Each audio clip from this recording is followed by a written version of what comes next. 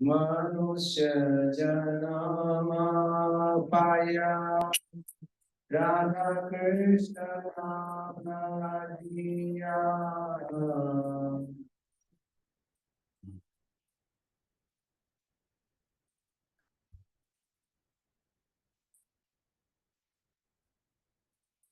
मनुष्य जन्म पाया राधा कृष्ण नाम लिया।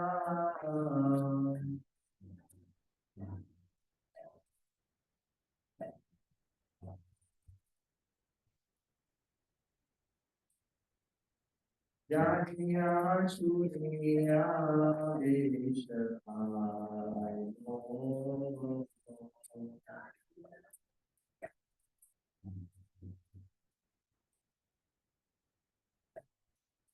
जानिया सुनिया देश भाई मोह।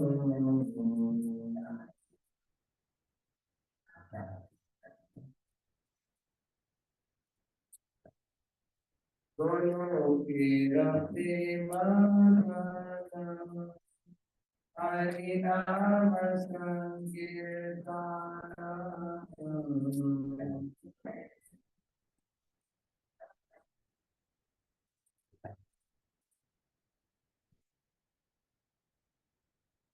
दोनों के रखते मन हरि नाम संकीर्तन।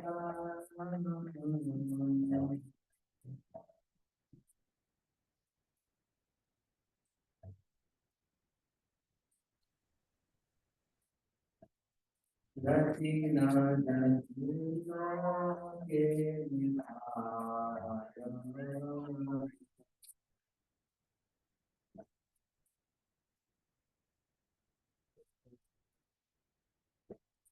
रति न जतिनों के निधान।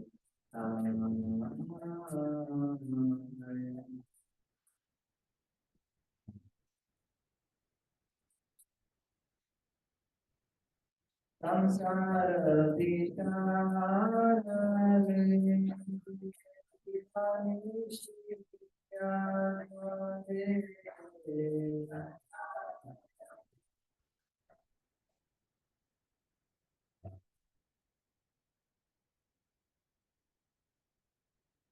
संसार विचार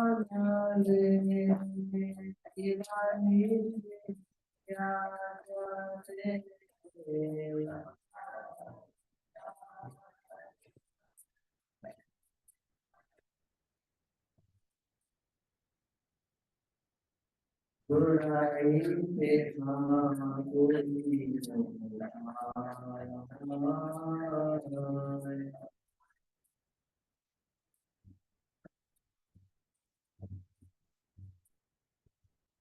बुराई से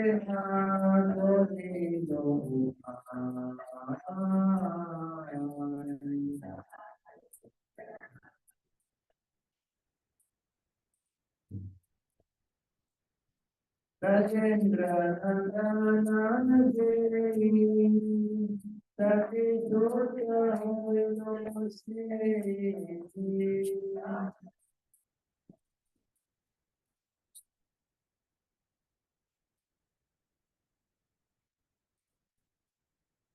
राजेंद्र नंदन देवी सखी सोच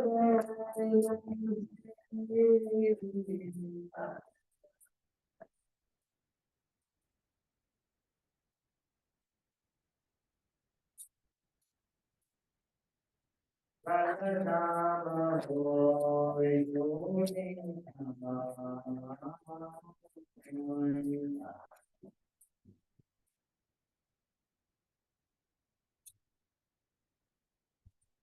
राम होय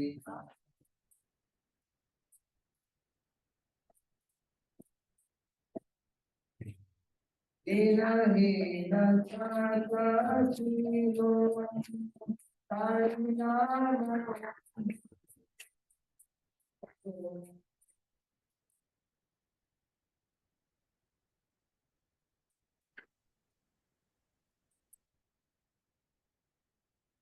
Hare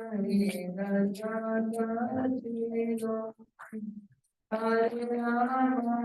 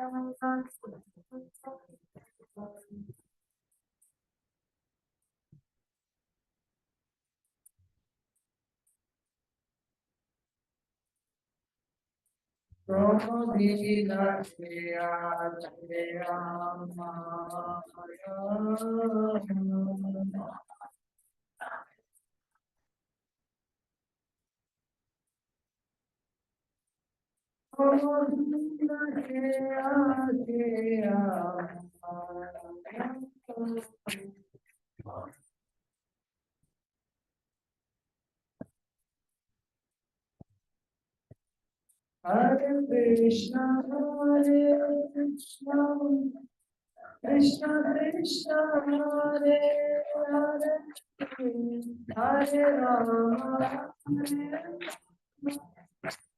Rama Rama,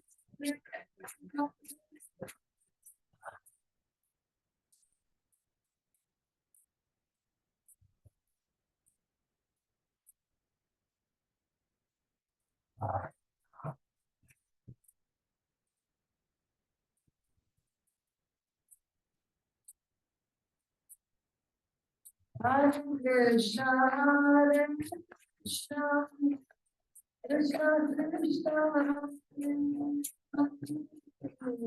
Hare Rama, Rama Rama,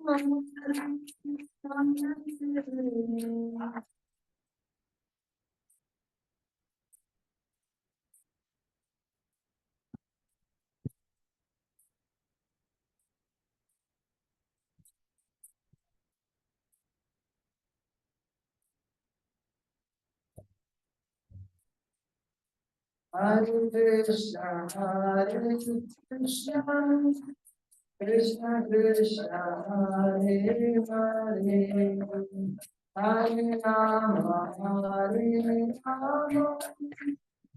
Rama Rama, Hare Hare.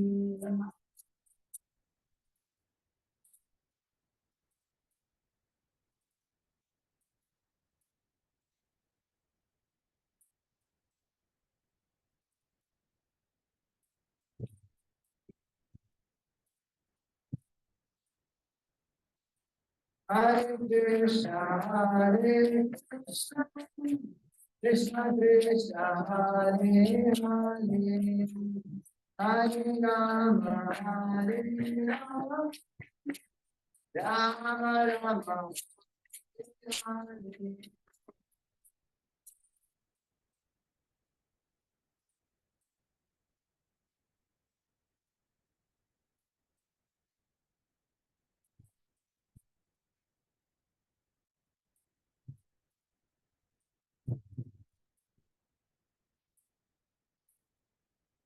Hare Krishna, Hare Krishna, Krishna Krishna, Hare Hare, Hare Rama, Hare Rama, Rama Rama, Hare Rama.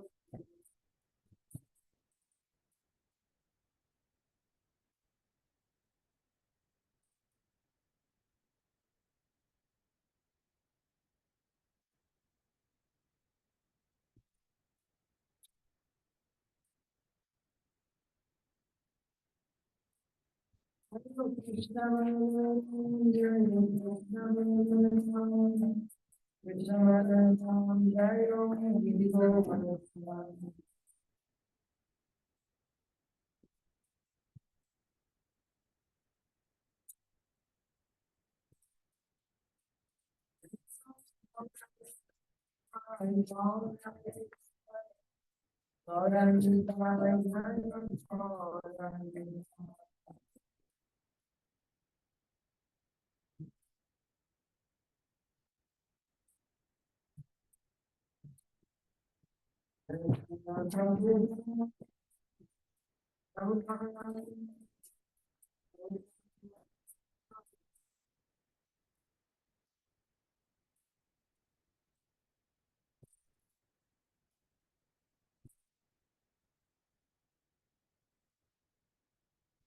यम विश्वपाल परमहंस परिव्राजकाचार्य स्तोत्र सत्कृष्ण कृपामूर्ति श्री श्रीमद अभय चरणारविंद भक्ति वेदांत स्वामी श्री प्रभुपाद महाराज की जय। इस्कॉन बीबीटी संस्थापकाचार्य कृष्ण कृपामूर्ति श्री श्रीमद अभय चरणारविंद भक्ति वेदांत स्वामी श्री प्रभुपाद महाराज की जय। नित्य लीला प्रविश्यम विष्णुपाद परमहंस परिव्राजकाचार्य स्तोत्र कृष्ण कृपामूर्ति श्री श्रीमद भक्ति सिद्धांत सरस्वती गोसाई प्रभुपाद की जय।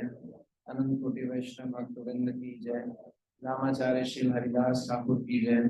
प्रेम से बोलो जय श्री कृष्ण चैतन्य प्रभु नित्यानंद श्री अद्वैत गदाधर शिवासादि गौर भक्तवृंद की जय। श्री श्री राधा कृष्ण गोपिनाथ श्याम कुंद राधा कुंद गिरि गोवर्धन ब्रजभूमि वृंदावन धाम की जय। मायापुर नंदी धाम की जय। श्री बद्रिका धाम की जय। श्री अयोध्यापुरी धाम की जय। श्री द्वारकापुरी धाम की जय। श्री जगन्नाथपुरी धाम की जय। श्री श्री जगन्नाथ बलदेव सुभद्रा प्रभु सुदर्शन की जय।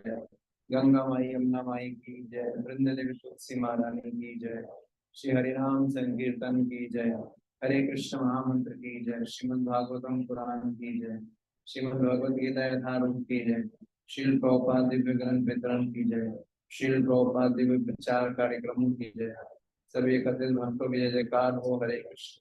सभी एकत्रित भक्तों की जय जयकार हो हरे कृष्ण। सभी एकत्रित भक्तों की जय जयकार हो हरे कृष्ण। गुरु गौरांग की जय जयकार। ओम अज्ञानतिमिरान्धस्य ज्ञानञ्जनशलाकया चक्षुरुन्मीलितं येन तस्मै श्रीगुरवे नमः। श्रीचैतन्यमनोभीष्टं स्थापितं येन भूतले स्वयं रूप कदा मह्यं ददाति स्वपदान्तिकं। वन्देऽहं श्रीगुरो श्रीयुतापदकमलं श्रीगुरुन् वैष्णवांश्च श्रीरूपं साग्रजातं सहगं रघुनाथान्वितं तं सजीवं साद्वैतं सावधूतं परिजन सहितं कृष्ण चैतन्य देवं श्रीराधा कृष्ण पादान् सहगं ललिता श्रीविशाखान्वितांश्च हे कृष्ण करुणा सिंधु दीनबन्धु जगत्पते गोपेश गोपिकान्त राधाकान्त नमस्तुते तप्त काञ्चन गौराङ्गी राधे वृन्दावनेश्वरी वृषभानुसुते देवी प्रणमामि हरिप्रिये वाञ्छाकल्पतरुभ्यश्च कृपा सिन्धुभ्येव च पतितानां पावनेभ्यो वैष्णवेभ्यो नमो नमः। जय श्री कृष्ण चैतन्य प्रभु नित्यानंद श्री अद्वैत गदाधर श्रीवासादि गौर भक्तवृंद हरे कृष्णा कृष्णा कृष्णा हरे हरे हरे राम राम राम हरे हरे।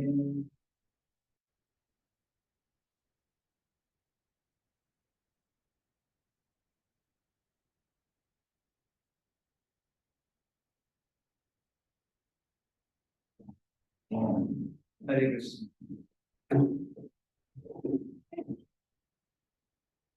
तो आप सबका स्वागत है। आज बलराम पूर्णिमा है, तो कल हमने बलराम जी के तत्व पे चर्चा किया था कि बलराम जी कौन है।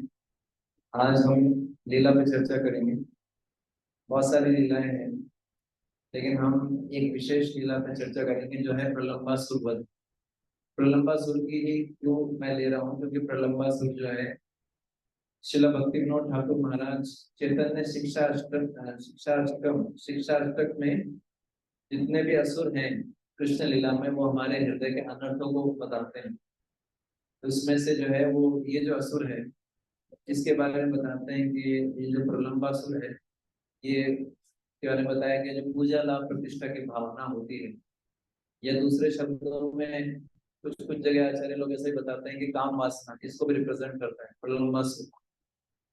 तो हमारे सबके हृदय में जो है सूक्ष्म रूप से पूजा लाभ प्रतिष्ठा की भावना है और गहराई से, इसी कारण से हमको हरिनाम में रुचि नहीं आती। और दूसरा पॉइंट क्या है कि हमारे सबके अंदर काम काम भावना है, चाहे स्त्री हो चाहे पुरुष हो। काम ऐसा क्रोध ऐसा रजोगुण समुद्भव महाशनो महापाप। भगवान गीता में बोलते हैं कि जो काम है वो हमारे सबसे बड़ा शत्रु है। और ये जो है महाशनो, मतलब इसका पेट नहीं भरता। इसको जितना सोचेगा कोई काम को संतुष्ट करने के लिए इसको भोगू, उतना जो है ये बढ़ता जाता है। तो ये जो है कभी ना तृप्त होने वाला शत्रु है, कभी तृप्त नहीं होता है। और महाशनो महापाप, व्यक्ति को महापाप में लगाता है। तो प्रलंबासुर जो है इसका भी प्रतीक माना जाता है। तो प्रलंबासुर के बारे में हम थोड़ा चर्चा करेंगे। कृष्णा बुक में भी दे रखा है, 10th कैंटो श्रीमद् भागवत में भी दे रखा है। तो बहुत पहले की बात है, कुबेर कुबेर जी के बारे में आपने सबने सुना है। कुबेर जी जो है विश्रवा के पुत्र हैं, तो उनको वैश्य श्रवण बोलते हैं, वैश्य श्रवण। तो जो कुबेर जी थे, कुबेर जी जो है आप जाएंगे कैलाश, कैलाश जाते हैं, कैलाश के, तो उनके कैलाश के निकट कुबेरपुरी है। इसको कुबेर जो है यक्षों के हैं, राजा हैं। यक्षपुरी भी बोला जाता है, कुबेरपुरी भी बोला जाता है। तो क्योंकि वो यक्षों के राजा हैं और देवताओं की ट्रेजरर है, ट्रेजरर मतलब जिनके पास धन है, उनके पास कमी नहीं है कुबेर जी के पास।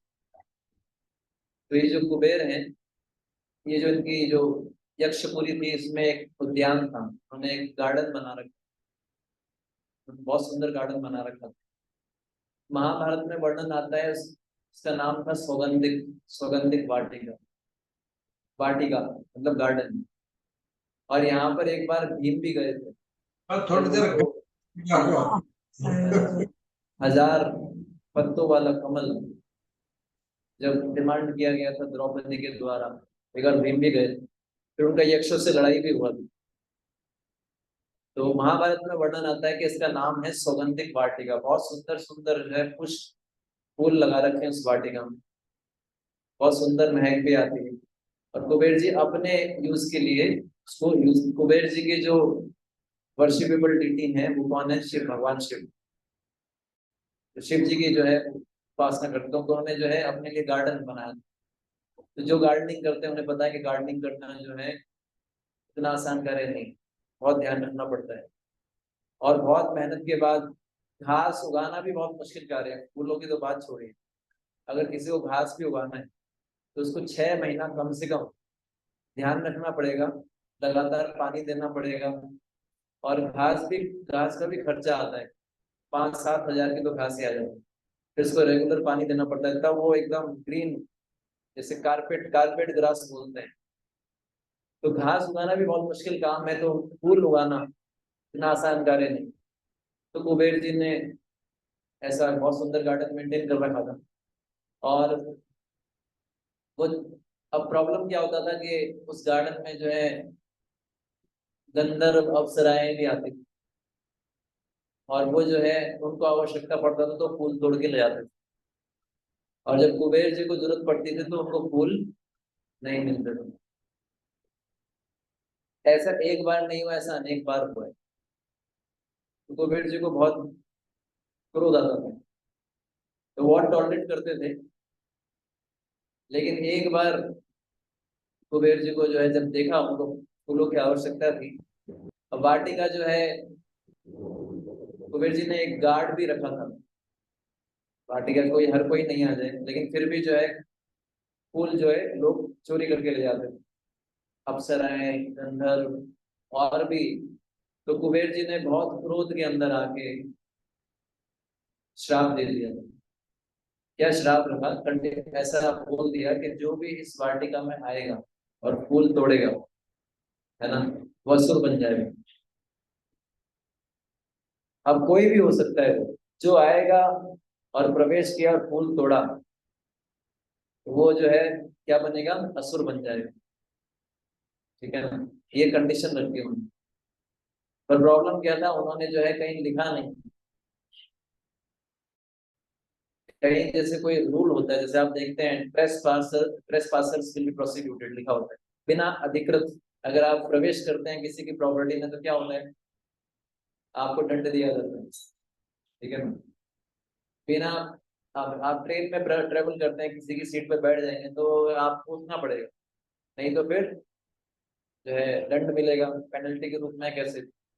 तो उन्होंने ऐसा बोर्ड नहीं लगाया कहीं भी। ठीक है ना।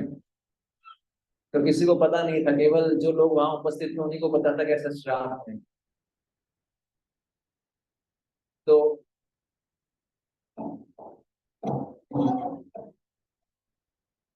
एक जो है गंधर्व थे, उनका नाम था हुहु। क्या नाम था? है ना, गंधर्व थे, उनके पुत्र थे, उनका नाम था विजय। तो वो भगवान के भक्त हैं, भगवान विष्णु के भक्त हैं।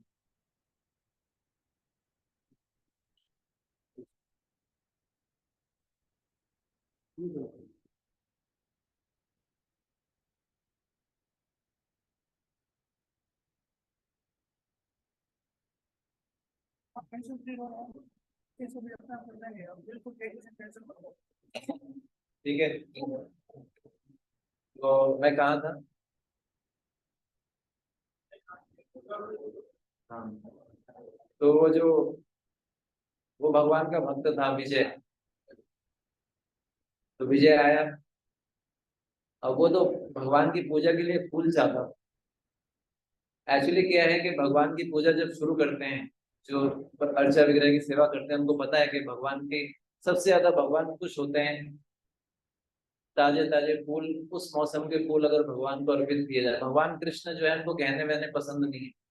भगवान कृष्ण को आप तुलसी की माला, फूलों की माला, है ना, वैजंती माला होती है, उसमें अनेक प्रकार के फूल होते हैं। तो एकदम फ्रेश फूल, भगवान बहुत खुश हो जाते हैं। और ये जो है अगर आप पढ़ेंगे, वो नेक्टर ऑफ डिवोशन में बताया गया कि ताजे फल और फूल अर्पित करने चाहिए उस मौसम को, विग्रह को, नहीं तो अपराध है। विग्रह सेवा करना कोई बच्चों का खेल नहीं है कि बस मन उठा, जैसे गुड्डा गुड्डी लेके आते हैं ना, बहुत रिस्क है। आग के साथ खेलना है, विग्रह सेवा करना कैसा है? आग के साथ खेलना है। स्पेशली राधा कृष्ण के विग्रह हैं तो बहुत सावधान रहना चाहिए। थोड़ा भी गलती होगा, कोई माफी नहीं है। गौड़ निताय जगन्नाथ जी बलदेव जी हैं तो फिर भी थोड़ा चांस है। जगन्नाथ जी सबसे ज्यादा दयालु, कलयुग जैसे हम सुनते हुए हैं। जगन्नाथ जी के ज्यादा नियम भी नहीं है, ड्रेस भी ज्यादा मुश्किल नहीं है, बस ऐसा ही गोल गोल बना के पहनाना है, ऊपर एक ताज लगाना है ना, सिंपल है। इसलिए कलयुग के हिसाब से बने हैं वो। गौड़ निताय भी इसलिए बोला था कि गौड़ निताय के विग्रह रखने चाहिए। तो हम जब भी भगवान की पूजा अर्चना करते हैं, डीटी वर्शिप शुरू करते हैं, तो पहले फूल अर्पित करते हैं, ऐसा पुष्प, है ना।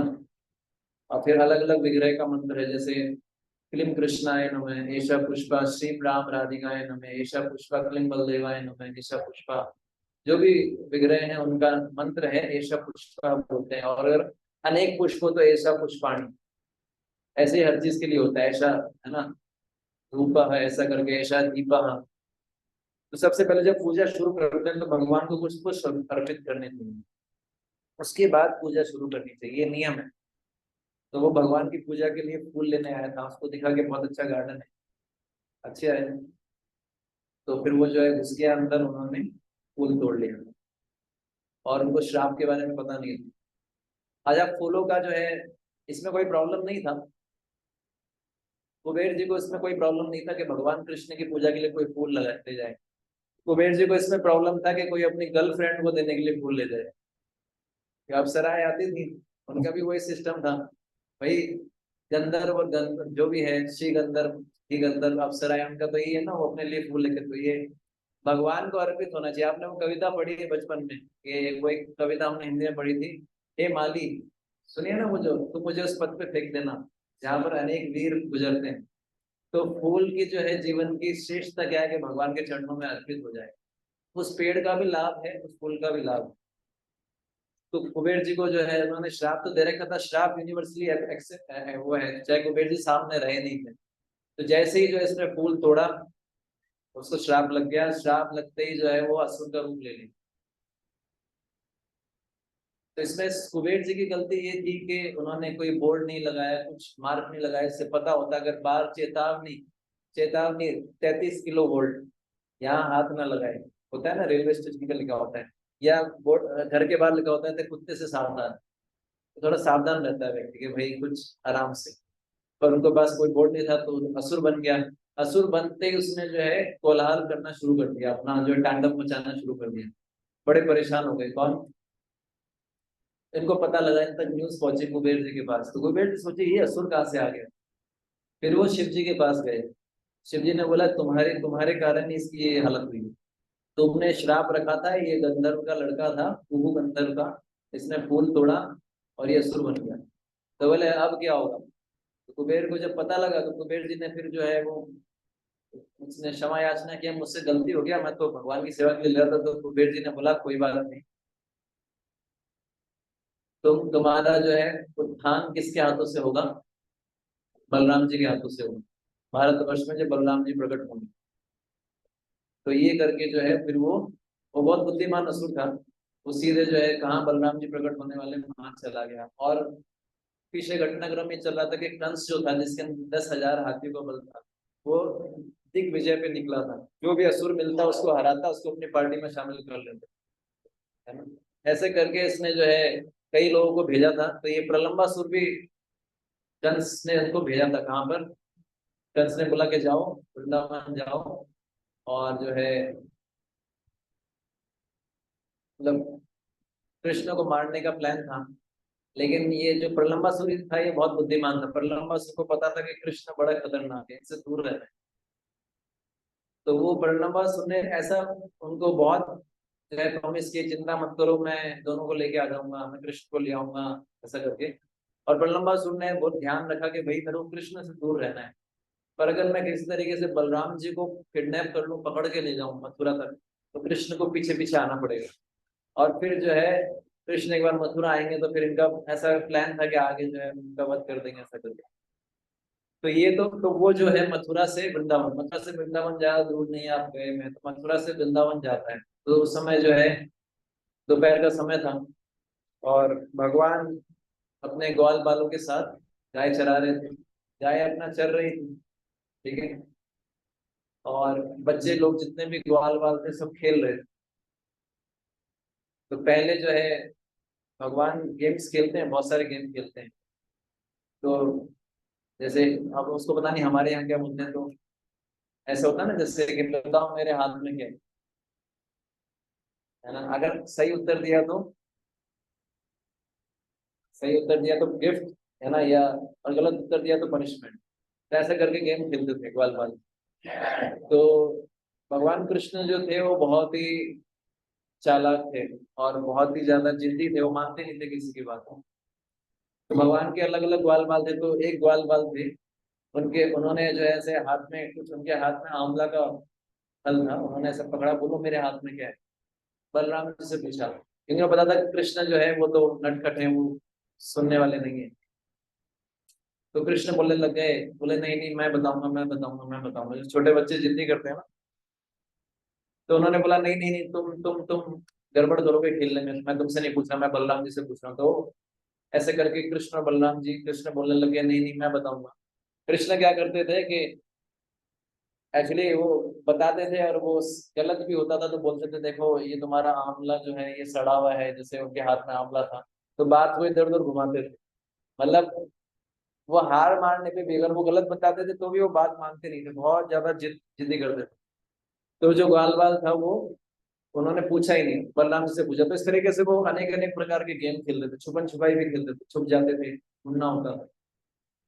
तो ऐसे करके सब ग्वाल बाल खेल रहे थे। तो इतने में जो है ये प्रलंबासुर आता है। तो प्रलंबासुर जो है ये भी एक देख लेता है कि भगवान यहाँ पर खेल रहे हैं, ये ऐसा है, तो वो एक ग्वाल बाल का रूप लेता है ना, एक मोटा ताजा और थोड़ा काले कलर का ग्वाल बाल। प्रलंबासुर जो है उनके बीच में चले जाता है, ग्वाला बन के। ग्वाला बन के जाता है तो सबसे पहले जो है भगवान कृष्ण खड़े होते हैं, सबसे पहले जाके बोलता है, बोले मुझे भी जो है आपके साथ खेलना है। तो भगवान उसका हाथ पकड़ते हैं, हाथ पकड़ के खींचते हैं, बोले आ जाओ। और जैसे हाथ पकड़ के खींचते हैं तो भगवान को तो पता पता ही हो, सब पता है कि कौन है ये, रूप बदल के आया है। और जैसे भगवान उसका हाथ पकड़ते हैं उसके उसको बहुत डर लगने लग जाता है प्रलंबासुर को। तो ऐसे भी बताते हैं कि जब आप भगवान को चीट करना चाहते हो, भगवान तो हृदय में है, तो आप हम भगवान को चीट नहीं कर सकते। वो डिस्गाइज करके आया था, अपना रूप परिवर्तन करके आया था। लेकिन जो झूठा होता है, जिसके हृदय के अंदर डुप्लिसिटी होती है, उसको डर लगता है, भय लगता है। भय उसी को लगता है जिसके हृदय में डुप्लिसिटी होती है, जिसके हृदय में कुटिलता होती है, तो उसको बहुत डर लग रहा था। तो भगवान को पता लग गया कि ये तो असुर है। अब भगवान सोचते इसको मारूं कैसे, ये तो ग्वाल बाल का रूप लेके आया है। तो फिर कोई बात नहीं, और भगवान ने फिर उसका हाथ छोड़ दिया। वैसे तो भगवान किसी को छोड़ते नहीं है, जब भगवान किसी को पकड़ लेते हैं तो उसको छोड़ते नहीं है। तो ऐसा करके भगवान ने हाथ छोड़ दिया उसका, और फिर उसने बोला हम एक नया गेम खेलते हैं। गेम क्या होगा कि हम एक एक अब उनको पता था कि कृष्ण से पंगा नहीं लेना है, ठीक है ना। तो कृष्ण से पंगा नहीं लेना है तो क्या होगा, ये दो टीमें बनाई जाएंगी, ठीक है। तो एक टीम में भगवान कृष्ण रहेंगे, एक टीम में बलराम जी। और ये जो था, अब कृष्ण से पंगा नहीं लेना है तो क्या है, कृष्ण की टीम की तरफ इसने बोला कि मैं इधर हो जाऊंगा, और सामने बलराम जी। और बलराम जी का उनका पूरा टारगेट था बलराम जी, कि बलराम जी को लेके जाना है, पकड़ना है। तो दोनों में रेस लगती है, ऐसा बताता है कि यमुना से रेस लगी, ठीक है ना। यमुना से उनमें रेस लगती है कि कौन पहले पहुंचेगा, जो एक स्थान निर्धारित किया गया। तो ऐसे रेस लगती है, तो सब जो है जाते हैं जंप कर करके फटाफट। तो ऑब्वियस ही बात है, भगवान छोटे होते हैं, ठीक है ना। तो क्या होता है कि वो जो दूसरी टीम होती है वो जीत जाती है, क्योंकि ये वाली बलराम जी वाली, बलराम जी वाली जीत जाती है। तो फिर पनिशमेंट क्या आती है कि जो टीम हारेगी उसको क्या करना है, जो टीम जीतेगी उसमें जो रहेंगे उनको अपने कंधे पे बिठाना है ना, कंधे पे बिठा के फिर तो लेके जाना है। तो ऐसा करके जो भगवान कृष्ण थे, ठीक है ना, इधर इधर थे श्री राम, बलराम जी की तरफ श्री राम थे, और इधर भगवान कृष्ण, इधर वो प्रलंबासुर। तो जो श्री राम थे, भगवान कृष्ण छोटे थे, बहुत साइज में भी छोटे थे। तो श्री राम जो थे, श्री राम को इन्होंने अपने इस पर बिठाया। अब ये भगवान जब जब ऊपर बैठना था, तो भगवान तो इतने छोटे से थे कि वो उसको बिठा ही नहीं पा रहे, है ना। तो वो उनको श्री राम को ऐसे पैर करने पड़ रहे थे दोनों साइड, ठीक है ना। और भगवान ने सोचा बैठाओ मैं तुमको गिराता हूँ, भगवान का एक अलग सिस्टम है। तो ऐसा करके इधर ये जो था असुर, इसने बलराम जी को बिठा दिया और ये एकदम हष्ट पुष्ट था। तो अब जो है इसको ये लेके जा रहा था, भगवान धीरे धीरे चल रहे थे ऐसे हिलते हिलते, क्योंकि छोटे से थे। और ये जो श्री राम उनके ऊपर बैठा था वो तो हट्टा कट्टा था। इधर ये जो है लेके जा रहा था बलराम जी को चुपचाप। तो जो जगह निर्धारित की गई थी जहां पहुंचना था, धीरे धीरे बढ़ रहा था। और ये सोच रहा था असुर कि चलो मेरा काम यहाँ तक तो सक्सेसफुल हो गया। तो बलराम जी को भी पता है कि कौन है, लेकिन बलराम जी सोचे ठीक है। तो जो निर्धारित जगह थी जैसे ही वहां पहुंचे, वहां ये रुका नहीं और आगे चलने लगा। तो बलराम जी को डाउट हो गया कि यार ये आगे कैसे जा रहा है, ठीक है ना। अब उसने सोचा कि इससे पहले कि कृष्ण को पता लगे, इससे पहले कुछ घटना हो, ऐसी घटना हो, तो उसने क्या किया, उसने तुरंत मथुरा जाता हूँ। तुरंत मथुरा जाने के चक्कर में उसने क्या किया, अपने धीरे धीरे जो है वो फास्ट चलने लगा। फास्ट चलने क्योंकि आप जानते हैं कि वहां से मथुरा ज्यादा दूर नहीं है, मथुरा पहुंच गया तो फिर टेंशन खत्म, फिर कंस को हैंडल कर दूंगा। तो उसने अपना जो है वास्तविक रूप, अपना रूप बढ़ाना शुरू किया, असली रूप, ठीक है ना। धीरे धीरे वो पूरे अपने आकार में आ गया, बहुत विशाल का, एकदम ऐसा बता रहे थे कि उसका हेलमेट पहना था सोने का, वो आसमान में टच हो रहा था उसका सिर, इतना बड़ा रूप ले लिया। और बलराम जिसके यहाँ बैठे थे, एकदम से इतना बड़ा रूप लिया, तो बलराम जी समझ गए ये तो असुर है ना। अब प्रॉब्लम क्या है कि बलराम जी उसको मार भी नहीं सकते। बलराम जी सोच रहे मैं क्या करूं, उसको मारूं कि नहीं मारूं, क्योंकि इसने तो कृष्ण के साथ मित्रता की है, और मैं कृष्ण के मित्र को ऐसे कैसे मार सकता हूँ, ठीक है ना। तो ऐसा करके जो भगवान कृष्ण ने नीचे से इशारा किया बलराम जी को, बोले, ये भगवान का इशारा था, बोले भैया खत्म, मार दो, इसे असुर है। बोले मित्र मित्र के रूप में आया था, मैं बोल रहा हूँ उसको मार दो, ठीक है ना। तो वो जो है जब भागने लगा, बलराम जी के लिए तो आप जानते हैं, जिन्होंने एक एक एक लीला और बताऊंगा आपको रोमहर्षण जी की। बलराम जी जो है घास से किसी की गर्दन काट सकते हैं, तो उन्होंने क्या किया, अपनी मुट्ठी ऐसे बांधी और जोर से उसके सिर पे मारा। जब वो सिर पे मारा, अब क्योंकि वो बड़ा हो चुका था और बलराम जी बैठे तो यहीं थे, तो इतनी जोर से उसके सिर पे मारा कि उसका जो सिर था वो पूरा अंदर चला गया, पूरा। अब बलराम जी का आपको कैसे मतलब ऐसा बताया गया, जितने भी शक्ति, नमस्ते बलिनाम श्रेष्ठ, बलराम जी से ज्यादा शक्तिशाली कोई नहीं है। तो जब मारा तो पूरा का पूरा सिर जो था वो पूरा धड़ धड़ के अंदर घुस गया। तो अब उसको कुछ, अब जब सिर जो अंदर चला गया तो दिखेगा क्या कैसे, तो वो पूरा का पूरा धड़ पूरा गिर गया। और रथ जो कहते हैं ना, खून खून ही खून निकलने लग गया। बलराम जी ने एक मुक्का मारा, खत्म। तो ये एक लीला आती है प्रलंबासुर की, तो प्रलंबासुर को मार दिया था। तो ये प्रलंबासुर जो है दिखने में बड़ा सिंपल ऐसा है, लेकिन ये प्रलंबासुर हम सबके हृदय में है। पूजा लाभ प्रतिष्ठा की भावना, काम वासना, ये इसका प्रतिनिधि। तो ऐसा बताते हैं कि जब तक आचार्य कृपा ना हो, गुरु कृपा ना हो, आचार्यों की सेवा नहीं करेंगे, गुरु की सेवा नहीं करेंगे, तो ये जो पूजा लाभ प्रतिष्ठा का जो है, ये इसको बताया गया पिशाची, बताया गया पिशाची, बहुत खतरनाक, बहुत गहराई से ये हमारे अंदर है, और इसी कारण हरिनाम में रुचि नहीं आती। ऐसा भी बताया गया वैष्णवों में एक पूजा लाभ प्रतिष्ठा सुकरेर विष्टा, सुअर की विष्ठा। वैष्णव लोग जो होते हैं पूजा लाभ प्रतिष्ठा के पीछे भागते नहीं। यहाँ पर वैष्णव की बात चल रही है, जो वैष्णव होते हैं। आप माधवेंद्रपुरी की स्टोरी सुनिए आप सबने। माधवेंद्रपुरी को जब खीरचोर गोपीनाथ में गए थे, तो जब पुजारी को पता लगा कि माधवेंद्रपुरी जिनके लिए भगवान ने खीर चुराई, तो वहां से चले गए। उनको पता था कि अगर मेरे इन सबको पता लग जाएगा कि मैं ही माधवेंद्रपुरी हूँ, तो सब मेरी जो है मेरे पीछे पड़ जाएंगे। तो वो भागे, मेरे को प्रशंसा ना मिले। जो प्रशंसा के पीछे नहीं भागता, जो पूजा लाभ प्रतिष्ठा के पीछे नहीं भागता, उसके पीछे पूजा लाभ प्रतिष्ठा भागता। और जो पूजा लाभ प्रतिष्ठा के पीछे भागता है, उसके पीछे पूजा लाभ प्रतिष्ठा नहीं भागता। तो ये एक सीखने को मिलता है हमें, हम जैसे साधक जो हैं, कि जो पूजा लाभ प्रतिष्ठा है, वो उसको जो है आचार्य लोगों ने बताया सुअर की विष्ठा। लेकिन समस्या क्या है, संसार में सब लोग क्या चाहते हैं, यही चाहते हैं कि मेरा नाम हो, सब मेरी पूजा करें, और लोगों को बड़ा संतुष्टि मिलता है, मेंटल सेटिस्फेक्शन। इतना गहरा है ये, है ना? जैसे आप किसी बड़े व्यक्ति से मिलने जाते हैं तो उसके पास बहुत सारे लोग होते हैं, सर, उसको बड़ा मेंटल सेटिस्फेक्शन मिलता है, देखो कितने लोग मेरे आसपास घूम रहे हैं। लेकिन ये कोई भी व्यक्ति जो है उसको बचा नहीं सकता जब उससे समस्या आएगी। तो ये जो है, ये प्रलंबासुर किसको रिप्रेजेंट करता है, पूजा लाभ प्रतिष्ठा की भावना। तो बलराम जी की कृपा के बिना, गुरु की कृपा के बिना ये असुर को मार नहीं सकते। ये जो असुर बहुत मुश्किल है। एक ये लीला आती है, एक और छोटी सी लीला हम चर्चा करेंगे, ये बड़ी इंपॉर्टेंट है, ठीक है। ये लीला है रोमहर्षण जी का, जैसे मैंने बताया। आपको पता है जब महाभारत का युद्ध होने वाला था, तो बलराम जी जो है, एक्चुअली आपको पता है दुर्योधन जो है आनंद जी का भक्त है। आप गर्ग संहिता पढ़ेंगे, अब आपके मन में डाउट आता होगा कि दाऊ जी ने जो है दुर्योधन को शिष्य क्यों बनाया। वो तो, और दाऊ जी ये भी चाहते थे कि सुभद्रा का विवाह किससे हो, अर्जुन से नहीं दुर्योधन से।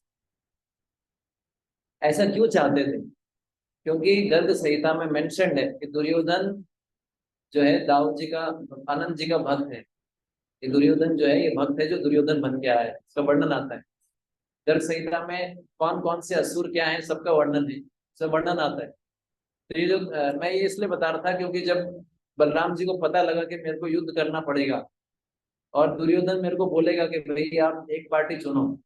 एक्चुअली क्या था कि जब युद्ध होने वाला था उस समय जो ये थे सात्यकी, सात्यकी ने जो है बलराम जी को बहुत सुनाया, बोले कि ये बलराम जी हैं, ये सपोर्ट करते हैं कौरवों का। तो बलराम जी को अच्छा नहीं लगा। बलराम जी ने सोचा कि अगर मैं जो है अभी जो है जैसे युद्ध शुरू होगा तो दुर्योधन मेरे पास आएगा, मैं इसको मना नहीं कर पाऊंगा। सेना मेरी हेल्प मांगने के लिए आएगा, मैंने इसको गदा चलाना सिखाया है। तो बलराम जी ने सोचा एक काम करते हैं, मैं तीर्थों की यात्रा पे चले जाता हूँ। ना रहेगा बांस, ना बजेगी बांसुरी, तो मैं रहूंगा ही नहीं, तो फिर मेरे पास कैसे आएगा। तो बलराम जी जो है तीर्थ यात्रा के लिए निकल गए जब महाभारत का युद्ध शुरू होने वाला था। उससे पहले बलराम जी जो है तीर्थ यात्रा पे निकल गए। जब तीर्थों का, अब तीर्थ का रूल होता है कि तीर्थ स्थान पे जाने पे ऐसा बताया जाता है कि ब्रह्मचर्य का पालन करना चाहिए, किसी भी तीर्थ स्थान पे जाते हैं। और जो है किसी पे क्रोध नहीं करना चाहिए, किसी को शरीर से, मन से, वाणी से कष्ट नहीं पहुंचाना चाहिए। समय जो है व्यर्थ नहीं करना चाहिए, भजन ज्यादा करना चाहिए, एक बार भोजन लेना चाहिए, ऐसे कई नियम है। तो बलराम जी जो है सब नियम को स्वीकार किए और चल पड़े तीर्थ यात्रा पे। तो तीर्थ यात्रा पे चले तो एक जगह बहुत सारे जो है संतों की सभा हो रही है। अब मैं बहुत शॉर्ट करके बता रहा हूँ क्योंकि समय थोड़ा कम है। तो बहुत सारे संतों की कथा हो रही थी, और उसमें जो है जितने भी ब्राह्मण थे, संत थे, सब बड़े बड़े ऋषि मुनि थे।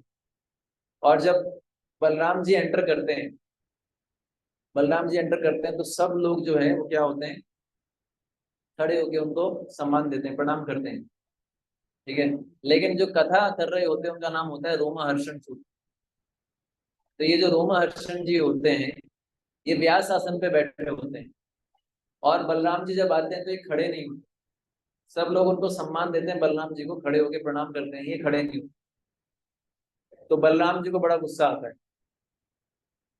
बलराम जी देखते हैं कि व्यास आसन पे बैठा है और ये जो है चर्चा कर रहा है, धार्मिक चर्चा कर रहा है, तत्व की चर्चा कर रहा है, लेकिन इसको जो है एटिकेट नहीं पता। बलराम जी खुद ही भगवान है। तो उन्होंने क्या किया, क्रोध के अंदर आके एक दिन का उठाया घास का और ऐसे फेंका। रोमहर्षण जी का खेल खत्म हो गया। फिर उसके बाद जो है जितने भी ब्राह्मण लोग थे सब लोग जो है बलराम जी को बोलते हैं, बोले ये तो अनर्थ हो गया। भगवान बलराम जी बोलते भाई क्या हो गया बताओ। बोले ये तो, इसको तो हमने ही अपॉइंट किया था, इसको दीर्घायु देने का आशीर्वाद दे दिया था, पर आपने इसको मार दिया। बलराम जी बोले वापस जिंदा करूँ क्या बताओ। तो ब्राह्मण लोग तो जानते हैं कि भाई ये तो भगवान है। तो बोलते हैं नहीं नहीं, अब आपने इसको मार दिया तो अब आपके वचन को आपको पीछे नहीं लेना है। लेकिन वो बोलते हैं कि लेकिन हमने इसको जो है वो बनाया था कथा, सूत, सूत जो मतलब पौराणिक कथा जो कहते हैं, है ना। सूत का मतलब जो कथा या पुराण कहते हैं, हमने ये सेवा दिया था, अभी ये किसका क्या होगा, कोई तो होना चाहिए जो कंटिन्यू करे। फिर बलराम जी ने क्या किया, बोले पुत्र जो होता है वो पिता का रिप्रेजेंटेटिव होता है, ठीक है ना।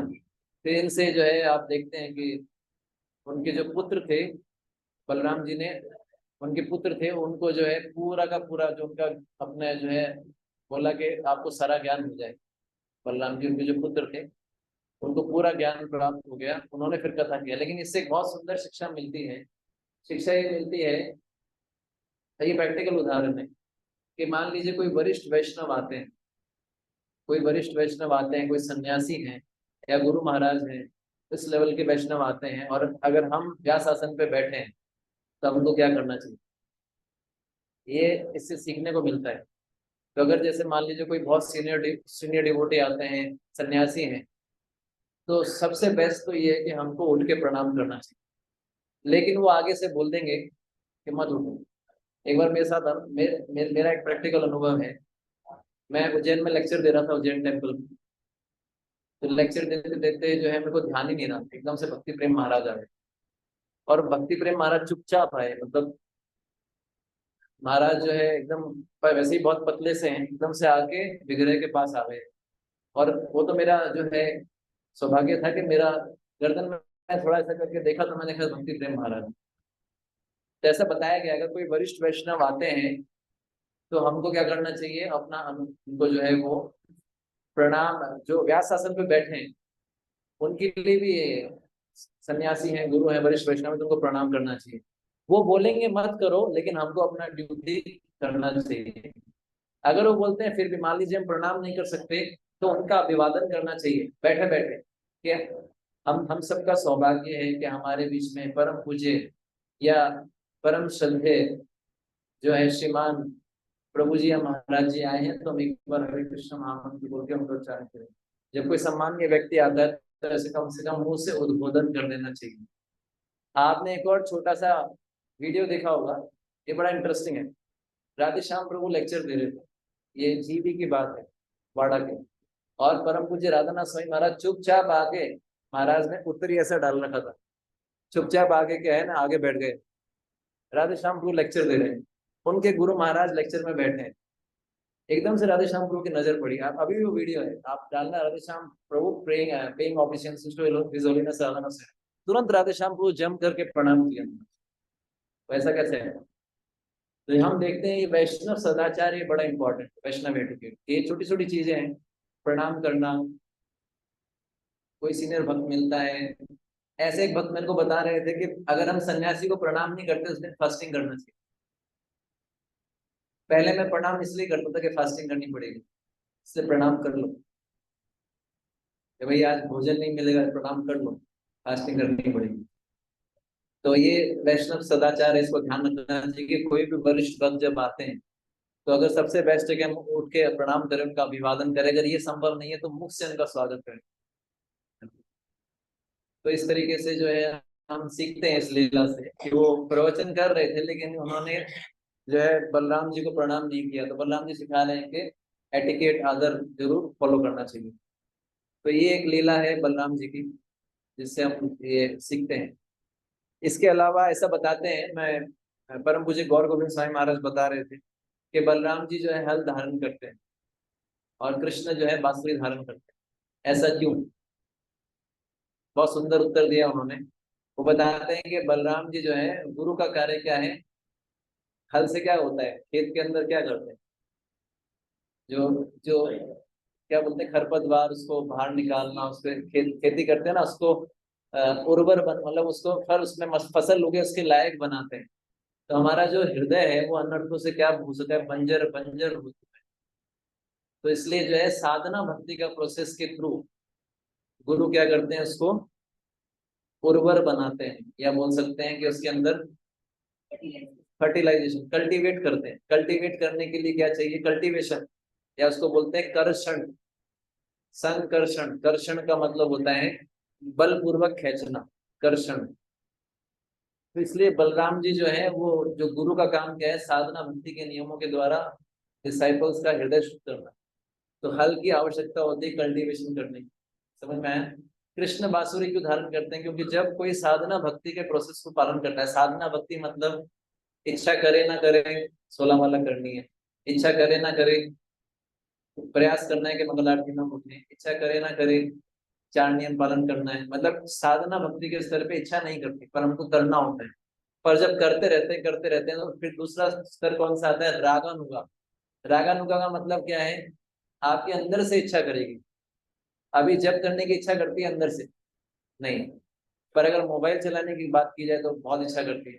तो जब मोबाइल के प्रति जो आकर्षण है, वही आकर्षण कैसे हो जाएगा? ऑटोमेटिकली भगवान के प्रति भी होगा। जैसे आपको माला दिखेगी, आपकी इच्छा करेगी माला में हाथ डालने, जिसको बोलते हैं रागानुगा भक्ति। मतलब उसमें कोई फोर्स नहीं रहता, आप खुद से ही व्यक्ति करता है। तो रागानुगा भक्ति के स्तर पे जो है वो, उसमें क्या होता है? आकर्षण। तो भगवान कृष्ण बांसुरी बजा के आकर्षित करते हैं जीवों को। लेकिन वो स्टेज आने से पहले क्या होगा? हल हल हल से जो है कल्टीवेशन होगा, उसमें क्या होता है? कष्ट होता है। तो हम बोलते हैं ना कृष्ण के प्रति प्रेम है, तो मुझे आकर्षण ही नहीं हो रहा। आकर्षण से पहले क्या आता है?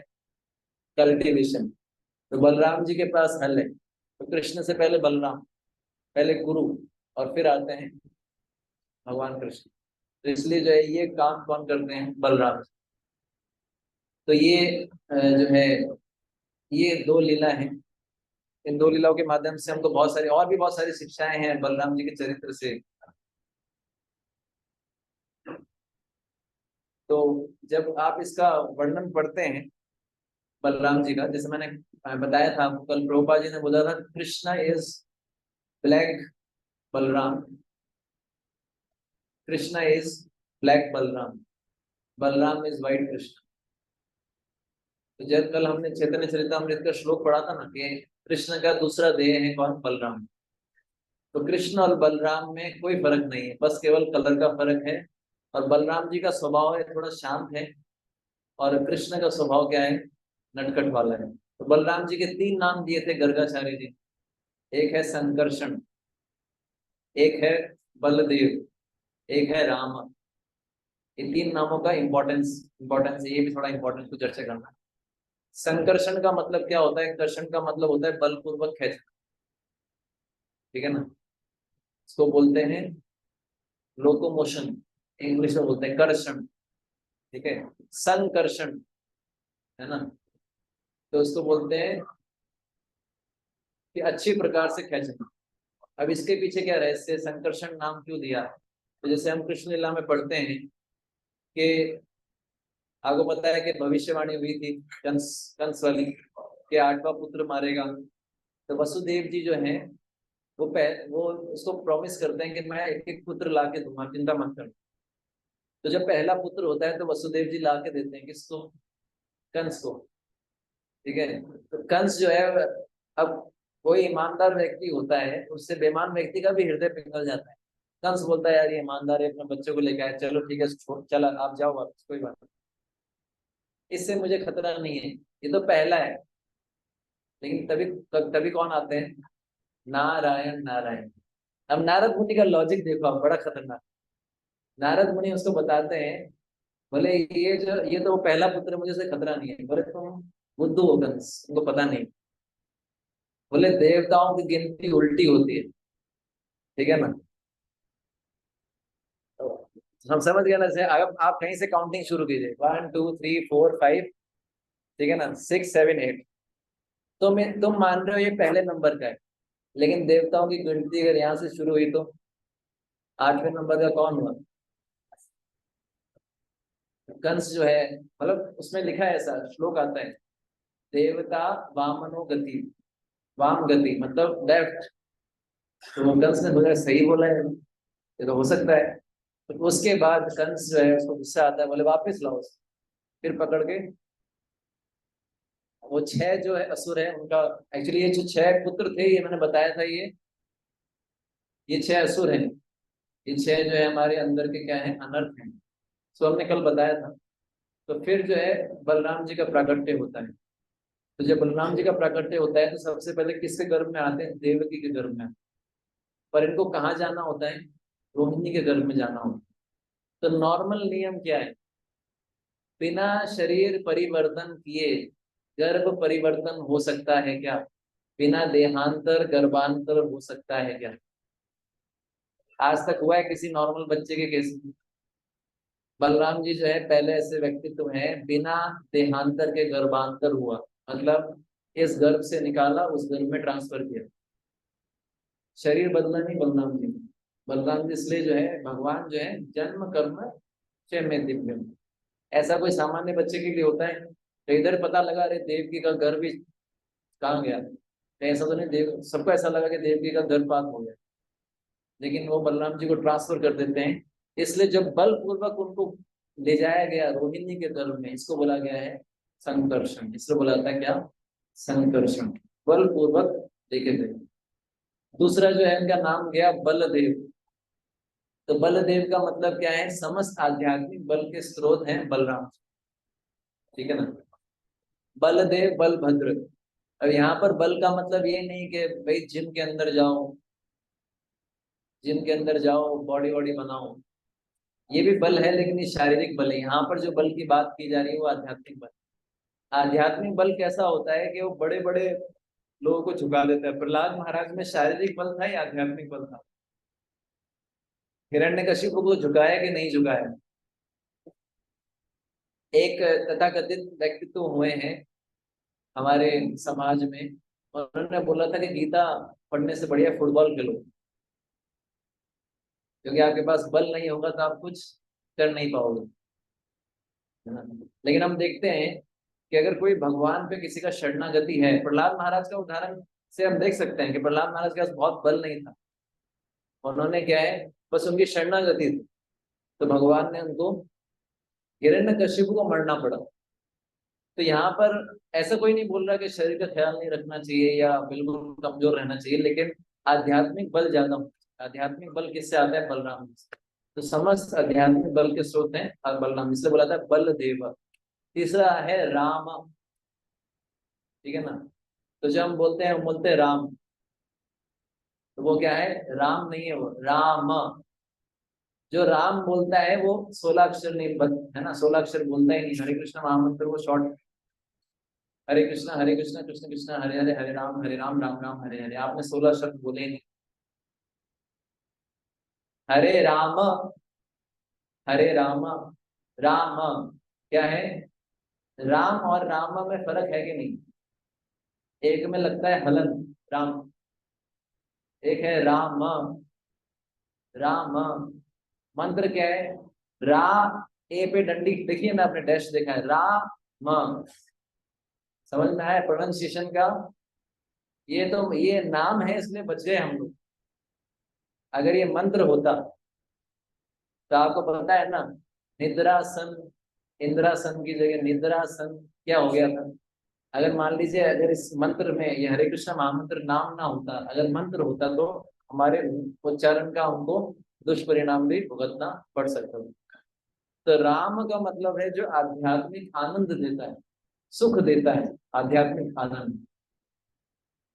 एक श्लोक आता है,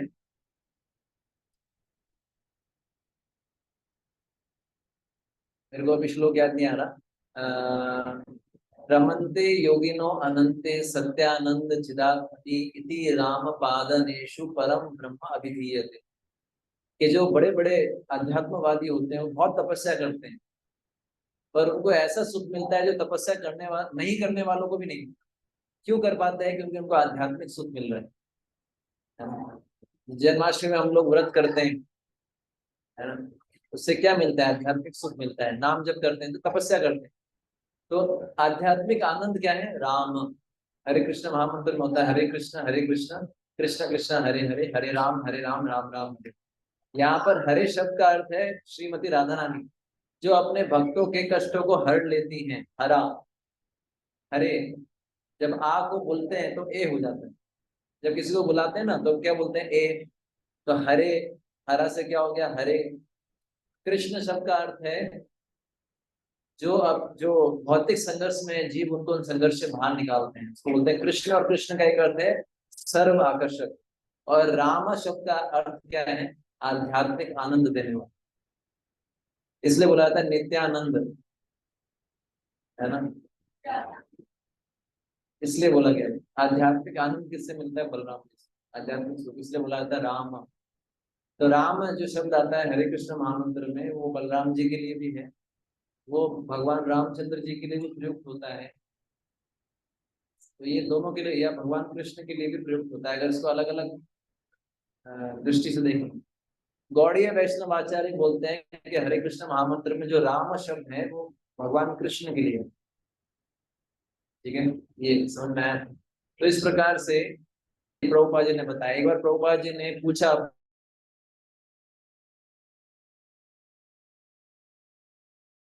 से पूछा, वृंदावन में कृष्ण बलराम डेटीज है, ठीक है ना। प्रभुपाद जी ने क्वेश्चन पूछा अपने डिसाइपल से, कौन ज्यादा पावरफुल है, कृष्ण है बलराम? सबके अलग अलग आंसर है। ज्यादातर लोगों ने बोला बलराम ज्यादा शक्तिशाली है। तो प्रभुपाद जी ने देखो विग्रह को, देखो कौन किसका सहारा लेके खड़ा है। हम देखते हैं ना कृष्ण बलराम मंदिर में बलराम जी जो है कैसे खड़े हैं, कृष्ण का सहारा लेके। आप देखेंगे कृष्ण बलराम मंदिर जहाँ पर भी कृष्ण बलराम विग्रह हैं, स्पेशली वृंदावन में, ये वृंदावन की घटना है। प्रभुपाद जी ने पूछा था तो उन्होंने बोला कि बलराम जी किसका सहारा लेके खड़े हैं, भगवान कृष्ण। और ये बलराम जी क्यों बलराम जी बने, बड़े भाई क्यों बने, इसका भी जो है रामायण में वर्णन आता है। जब लक्ष्मण जी के रूप में आए थे तो उनको बड़ा दिक्कत आई, क्योंकि भगवान राम जो है उनको फुल फ्रीडम नहीं देते थे सेवा करने की, है ना। जैसे आप देखते हैं कि जब ये जो उन्होंने जब दशरथ जी से केकई ना केकई, उन्होंने बोला, जब उन्होंने मांगा कि भाई इनको वनवास के लिए भेज दो, तो लक्ष्मण जी को बहुत गुस्सा आया था। लक्ष्मण जी ने बोला, ये लक्ष्मण जी अपने पिता को मारने के लिए तैयार हो गए थे। बोले ये राम जी को कैसे वन में भेज सकता है, अभी मार दूंगा। दशरथ जी का इतना, दशरथ जी लक्ष्मण जी का भगवान रामचंद्र जी से इतना प्रेम था, बोले अभी इसको मार दो। बोले ये स्त्री लंपट व्यक्ति है, ये क्या है, जोरू का गुलाम है। बोले ऐसे कैसे भेज देगा आपको। भगवान राम जी ने क्या बोला, लक्ष्मण, ठीक है, टॉलरेट किया।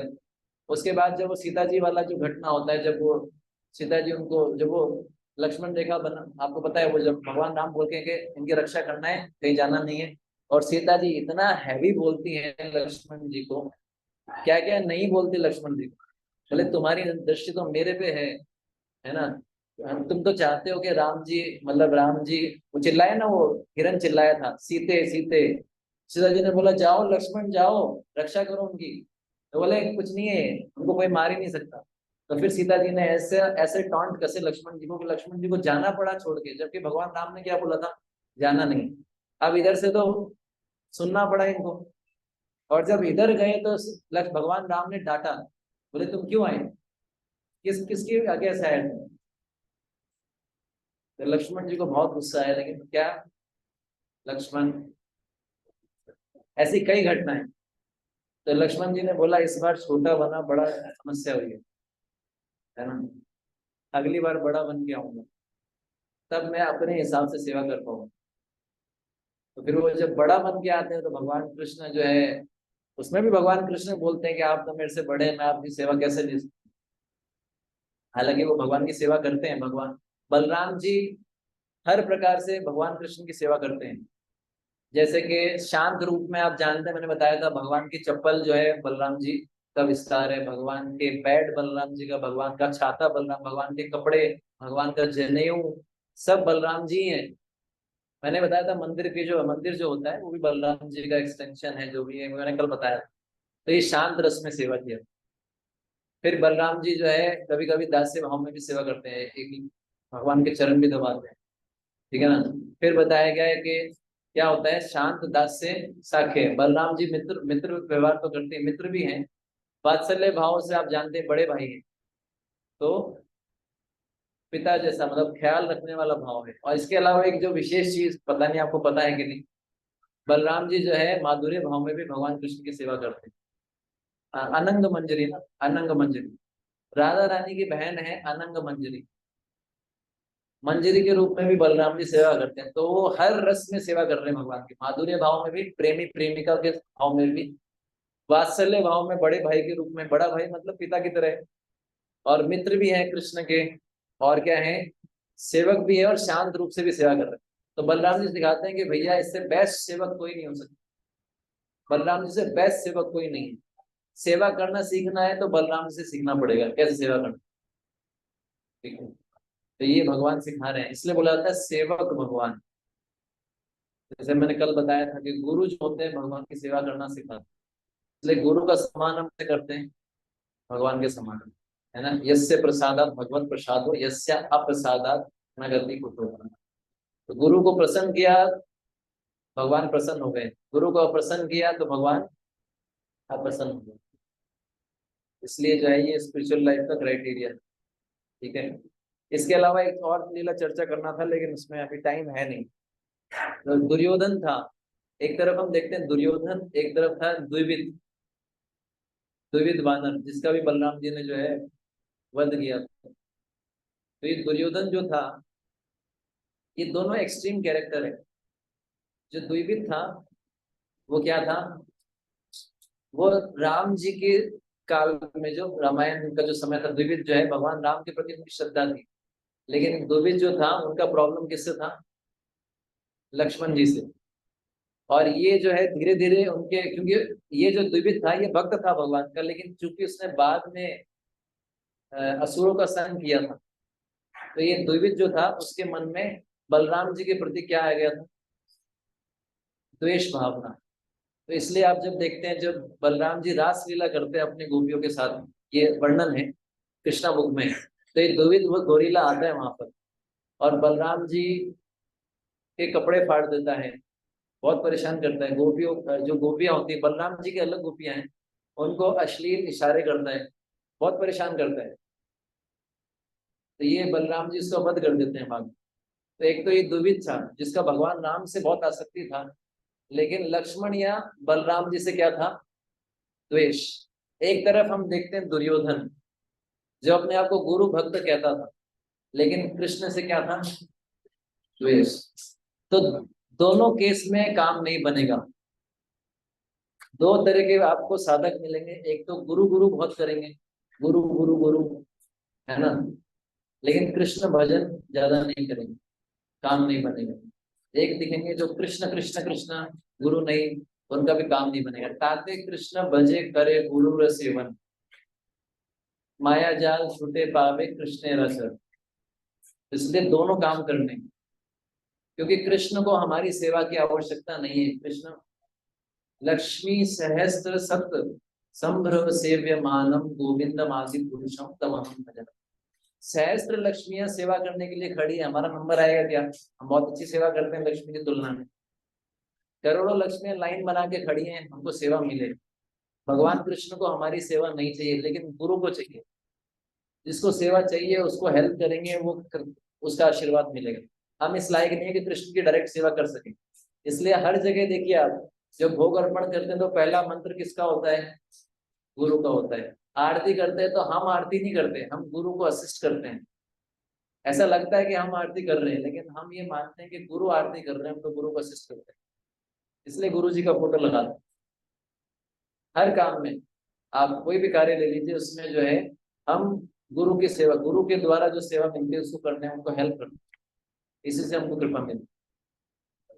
ठीक है, तो ये जो है अनेक प्रकार की लीलाएं हैं। चूंकि अभी 7:30 हो चुका है, आप बहुत समय के पंचुअल हैं, तो इसलिए जो है हमको, हम ज्यादा खींच नहीं सकते क्योंकि ऑलरेडी 7:30 हो चुका है। तो कोई प्रश्न है तो आप बताइए। आप तो मैं एक्चुअली मैं ये मैंने पॉइंट क्लियर किया ना आपको, द्विविध मतलब दो तरह के शिष्य हैं हमारे आध्यात्मिक जीवन में। गुरु का रोल भी है और कृष्ण का रोल भी है, ऐसा नहीं एक को हटा दिया। गुरु के निर्देशन में सेवा किसकी करनी है, कृष्ण। तो ये दो उदाहरण से मैं आपको बताया कि कुछ ऐसे शिष्य होते हैं जो दिखाते हैं कि हाँ हाँ हाँ, जैसा गुरु महाराज बोलेंगे वैसा करेंगे, ऐसा लगता है कि बहुत अच्छा फॉलो करते हैं, लेकिन उनसे भजन नहीं होता। गुरु का आदेश मिनिमम 16 माला जप करना, गुरु का आदेश क्या है, 4 नियम पालन करना, गुरु का आदेश क्या है कि इसके अलावा जो है ग्रंथ पढ़ना, गुरु का आदेश क्या है, सेवा करना। तो हम बोले कि हम गुरु, हम बहुत आसक्ति दिखाएं गुरु के प्रति, लेकिन अगर हम आदेश पालन नहीं कर रहे हैं तो ये प्रेम नहीं है, ये केवल दिखावा है। ये इसको बोलते हैं सेंटिमेंटल लव। अगर आप किसी से प्रेम करते हैं, गुरु से प्रेम का मतलब है, भगवान से प्रेम का मतलब है उनके आदेश का पालन। अच्छा नहीं लगेगा 16 माला करने में, बड़ी दिक्कत आएगी, करेले के समान कड़वा लगेगा। लेकिन प्रेम का मतलब होता है कि उन्होंने बोला है, मैंने वचन दिया है, करना है। उन्होंने बोला है 4 नियम पालन करना है, करना है। तो इस तरीके इसको प्रेम बोलते हैं। तो इसलिए हमको क्या करना है, एक्सट्रीम में नहीं जाना, मिडिल में रहना है। ये दोनों चीजें इंपॉर्टेंट है, कृष्ण का भजन करना है और गुरु के निर्देशन में रहकर करना है, तो फिर कोई प्रॉब्लम नहीं। फिर हमारी आध्यात्मिक एक्सप्रेस जो है ठीक प्रकार से चलेगी। हाँ,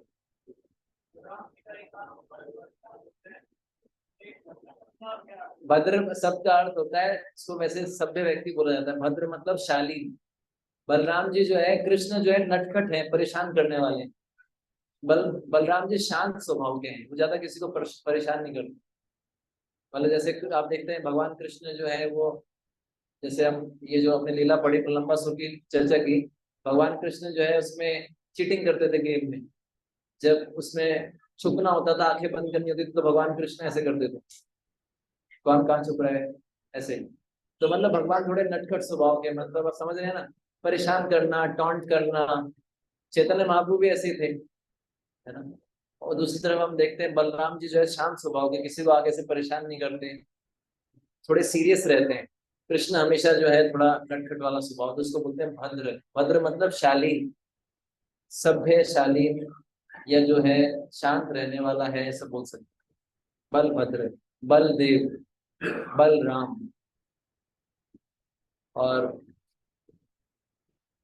दादा भी बोलते हैं, दादा बंगाली में बोलते हैं ना, दादा।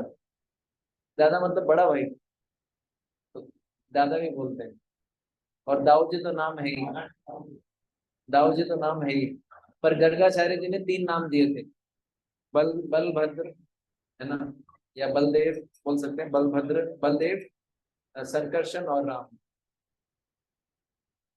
तो दूसरा ये भी है कि एक बहुत विचित्र चीज है, एक चीज और बताया था आपको। अगर आप आचार्यों की टीका को पढ़ेंगे, वैसे प्रभुपाद जी की बुक्स पढ़ लेंगे बहुत बड़ी बात है, लेकिन अगर आप आचार्यों की टीका पढ़ पाते हैं, अगर आपको सौभाग्य मिलता है, तो उसमें वर्णन है कि जिस प्रकार से देवकी के गर्भ में भगवान कृष्ण प्रकट हुए थे, उसी समय उसी समय यशोदा के गर्भ में भी भगवान कृष्ण प्रकट हुए, दोनों जगह।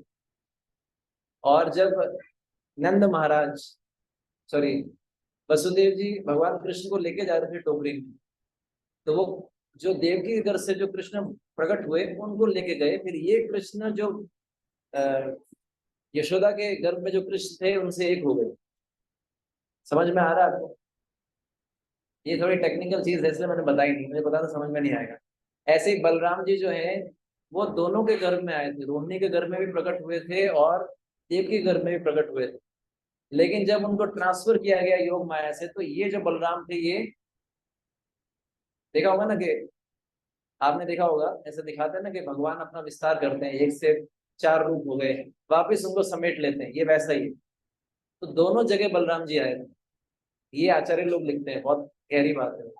देवकी के गर्भ में भी प्रकट हुए थे और यशोदा के गर्भ में भी हुए थे।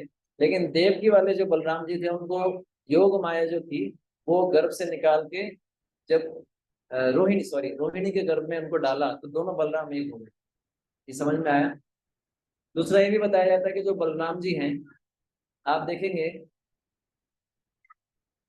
बलराम जी भी विस्तार करते हैं अपना। तो बलराम जी जब आप देखेंगे वृंदावन के अंदर, जनरली बलराम जी जो है वो जनरली अस्त्र नहीं उठाते। द्वारका के अंदर जब आप बलराम जी को देखेंगे तो क्या होगा, उनके पास हल हल रहेगा यार। अदरवाइज वृंदावन में आप देखेंगे जिस प्रकार से भगवान कृष्ण है, वो असुरों को मारते नहीं। कौन मारते हैं? भगवान कृष्ण के विस्तार है वसुदेव, 4 विस्तार है, चतुर्व्यूह, वसुदेव, संकर्षण, अनिरुद्ध, प्रद्युम्न। तो ये जो वसुदेव है ये असुरों का विनाश करते हैं। भगवान कृष्ण जो वृंदावन छोड़ के कभी जाते ही नहीं, भगवान कृष्ण बांसुरी बजाते हैं, वो कभी हथियार धारण नहीं करते। तो फिर कौन मारता है असुरों को? भगवान कृष्ण का विस्तार। उनका नाम क्या है? वसुदेव कृष्ण। वसुदेव जो कृष्ण है वो असुरों को मारते हैं। ये थोड़ा टेक्निकल चीज है, मैंने आपको अपनी सूचना के लिए बताया, है वो भी कृष्ण है, अलग नहीं है कृष्ण से। कृष्ण ने अपना एक्सपेंशन कर दिया, 1 से 4 हो गए, 4 से 8, 8 से 16। तो एक्सपेंशन वाले जो कृष्ण है वो मारते हैं असुरों को। जो मूल कृष्ण है वो कभी हथियार उठाते नहीं, वो बांसुरी बजाते हैं और वो वृंदावन छोड़ के कभी जाते हैं।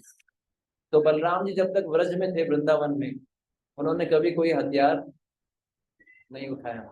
लेकिन जब यही बलराम जी द्वारका जाते हैं, क्या होते हैं उनके पास हल और मूसल। जैसे कल हमने जो प्रणाम मंत्र पढ़ा था उसमें क्या था, नमस्ते तू हल ग्राह, नमस्ते मूसलायुधा, नमस्ते रेवती कांता, नमस्ते भक्तवत्सला, नमस्ते बलिनाम शिष्टा, नमस्ते धरणीधरा प्रलंबारी, नमस्ते तू पाही माम कृष्ण पूर्वजन।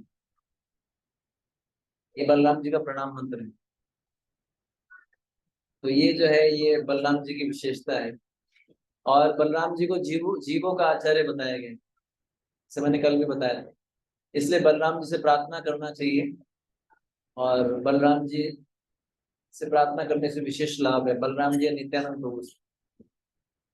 इसलिए कल हमने वो भजन भी गाया था, और अभी जो हमने भजन गाया इस पे थोड़ा चर्चा है। इसमें मैंने क्यों गाया है भजन, क्योंकि इसमें लिखा हुआ है बलराम होइलो निताय, हरि हरि विफले जन्म गुनाइनो, मनुष्य जन्म पाइया राधा कृष्णा भजिया, जानिया सुनिया विष खाइनो। उसका मतलब क्या है कि किसी को अगर मनुष्य जन्म मिला है और वो राधा कृष्ण का भजन नहीं करता, तो जानबूझ के क्या है, विष का मतलब क्या होता है, जहर, है ना। तो जानबूझ के अगर कोई जहर खाता है तो उसको क्या बोलेंगे, उसको मूर्ख व्यक्ति बोला जाएगा। तो वैसे ही जो है, जो मनुष्य जन्म मिल गया लेकिन उसको विषय भोग में लगा रहे हैं। विषय जो है, विषय भी खतरनाक है। विषय तो एक जीवन समाप्त होता है, विषय से कई कई जीवन प्रभावित होते हैं। तो बोल रहे हैं कि मनुष्य जीवन मिल गया मुझे, लेकिन मैंने राधा कृष्ण का भजन नहीं किया, जानबूझ के मैं क्या कर रहा हूँ, विष पी रहा हूँ, है ना। फिर वो बोलते हैं हरि नाम, ये जो है भगवान का जो नाम कीर्तन है, ये गोलोक गोलोकेर प्रेम धन हरि नाम संकीर्तन। कि गोलोक का जो धन है सबसे इंपॉर्टेंट है भगवान का नाम कीर्तन। ये गोलोक से आया है, यहाँ की वस्तु नहीं है ना। ये इम्पोर्टेड है। इम्पोर्टेड वस्तु खरीद अच्छा लगता है ना, इम्पोर्टेड पेन, अमेरिका का पेन, है ना, या बाहर का मोबाइल हो, बाहर का लैपटॉप हो, कितना अच्छा अच्छा फील करते हो। तो ये हरिनाम जो है इम्पोर्टेड है, गोलोक से आया है। लेकिन आगे क्या बोलते हैं, रतीना के, है ना, रतीना उपजीलो के नो पाया, कि मेरी इसमें कोई रुचि नहीं है, क्या करूं। तो हरिनाम जो है सबसे बड़ा धन है, लेकिन हमारा इसमें कोई रुचि नहीं है। चैतन्य महाप्रभु क्या बोलते हैं, इससे संबंधित क्या बोलते हैं, नानुराग। भगवान ने अपनी सारी शक्ति अपने नामों में डाल दी है, और नाम जप करने के लिए कोई नियम भी नहीं है। लेकिन दुर्भाग्य की बात क्या है कि मेरा इसमें कोई अनुराग नहीं है। मेरा अनुराग इसमें है, मोबाइल चलाई लूं, हरी हरी मोबाइल चलाई लूं, है ना। मेरा अनुराग इसमें भोजन खाई लूं और सोई लूं। तो ये हमारी स्थिति है। पर धीरे धीरे आएगा, धीरे धीरे अनुराग ऐसे ही आएगा जब करेंगे। ठीक है, तो एक माला जप करने का समय हो गया, क्योंकि ऑफरिंग हो रहा है।